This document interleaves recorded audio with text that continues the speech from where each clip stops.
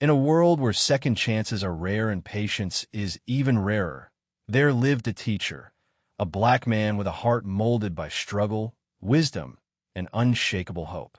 His classroom wasn't just four walls and a chalkboard. It was a sacred space where lives were being rebuilt, not just lessons taught. He stood there every morning, greeting students with eyes that saw beyond behavior, beyond grades, straight into the soul.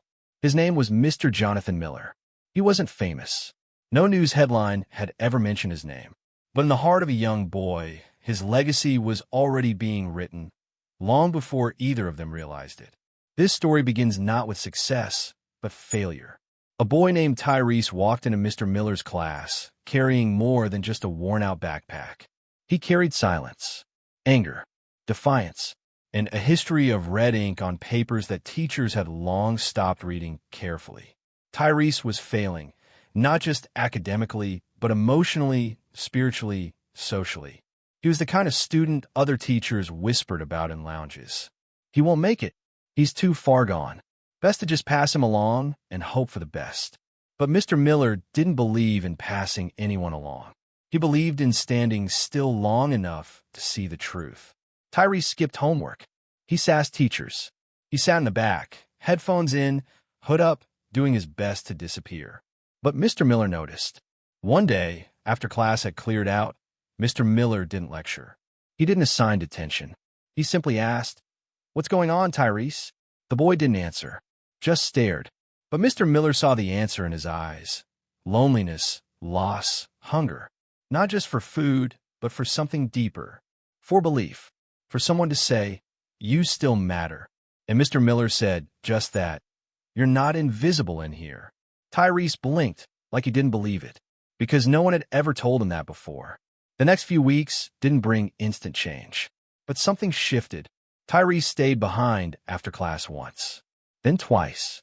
He didn't say much, but he stayed. And in those quiet moments, a bridge was being built, stone by stone, question by question, silence by silence. Then came the breaking point. Report cards were due. Tyrese had failed every class. Mr. Miller held the paper in his hand, looked at the numbers, and sighed. He had every right to let the grade stand. By every metric, Tyrese had earned that F. But Mr. Miller didn't just see the F. He saw the boy behind it. So he called Tyrese in again.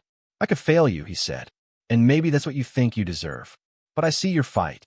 I see how you've started showing up, even when it's hard. I see the man you could be." Tyrese didn't speak. His lip trembled, but no words came. "I'm going to give you a second chance," Mr. Miller said, calmly, steadily. "Not because you earned it, but because someone once gave me a second chance when I didn't deserve it either." He handed Tyrese a packet of work. Extra assignments. A deal. Complete this, show up after school for tutoring, and he'd reconsider the grade. Most teachers would have laughed at the idea. Too much risk.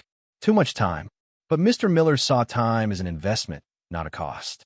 Tyrese took the packet, and for the first time, he didn't throw it away. Weeks passed. Slowly, then quickly.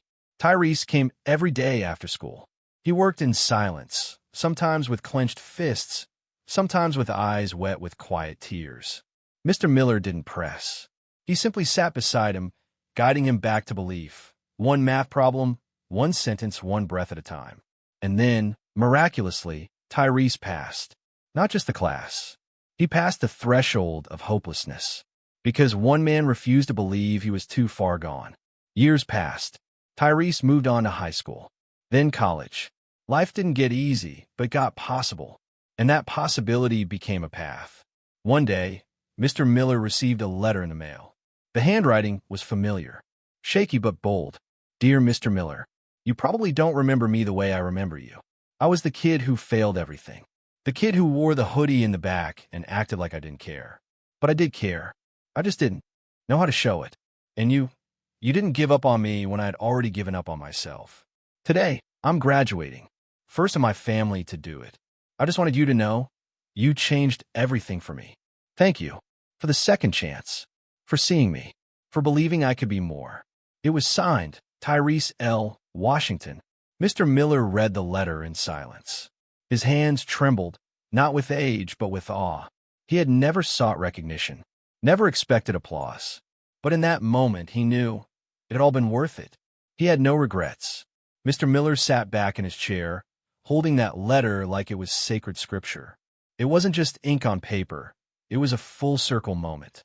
A seed he had planted in dry, broken soil had bloomed into something breathtaking. But it hadn't always been that way. You see, Mr. Miller himself had grown up in a world that didn't always give second chances. Born and raised in a small southern town, he was no stranger to being underestimated. Poverty, prejudice, and pressure shaped his early years, but so did something else, a teacher who once believed in him. Her name was Ms. Dolores Hart, a fierce and radiant woman who never allowed excuses in her classroom, but always offered grace. She once told a young Jonathan Miller, "Your pain is not your prison. It's your passage." That stuck with him.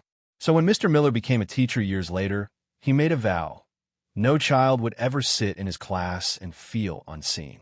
And yet, when Tyrese first walked into his classroom, even Mr. Miller questioned that vow.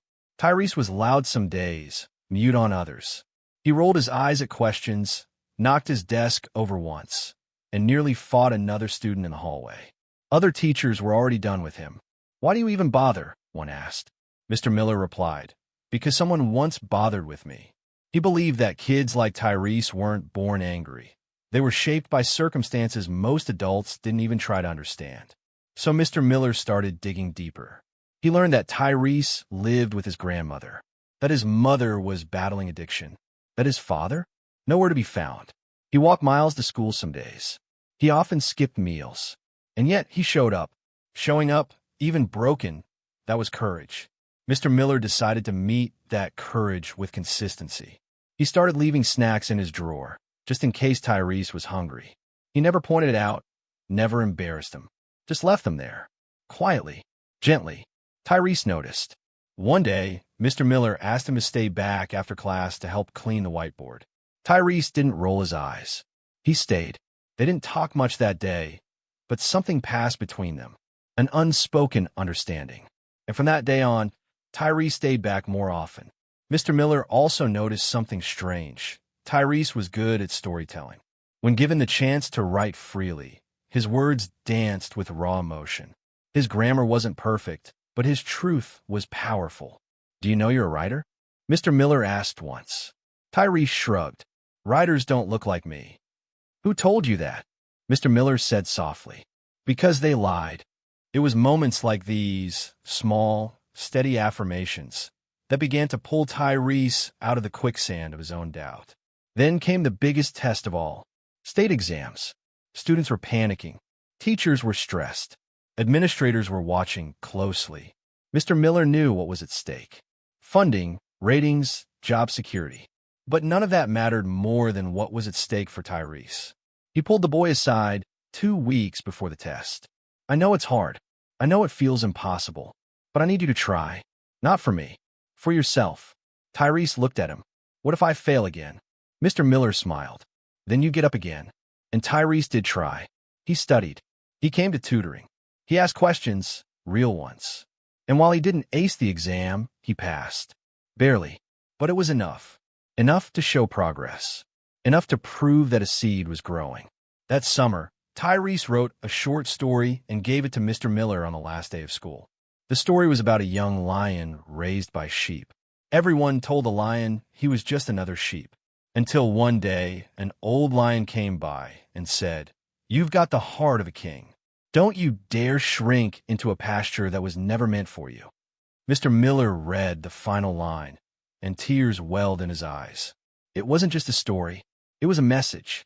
Tyrese had heard him, and now he was speaking back in the only way he knew how. Mr. Miller kept that story in a folder in his desk for years. Long after Tyrese had left, long after new students came in with new pain, new struggles, new silence. Every time he felt burnout, overwhelmed, or disillusioned, he'd open that folder, read Tyrese's words, and remember, this is why I teach. Because sometimes a teacher isn't just an educator.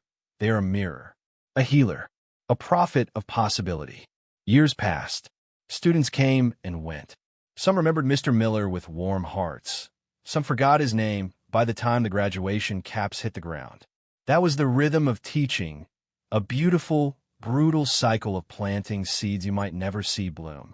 But one rainy Tuesday afternoon, something changed. Mr. Miller was packing up old papers, organizing his bookshelves, and sipping on his lukewarm coffee when the school receptionist knocked on his door. "There's a visitor asking for you," she said with a puzzled smile. Mr. Miller furrowed his brows. He wasn't expecting anyone. When he stepped out, there stood a tall young man in a tailored suit, polished shoes, and a familiar glint in his eyes. "Tyrese." Mr. Miller blinked. Tyrese grinned. "Mr. Miller." They stared for a second, both a little stunned at how time had reformed them. Then came the hug. It wasn't polite or stiff. It was the kind of hug that holds weight, the kind you give someone who unknowingly saved your life.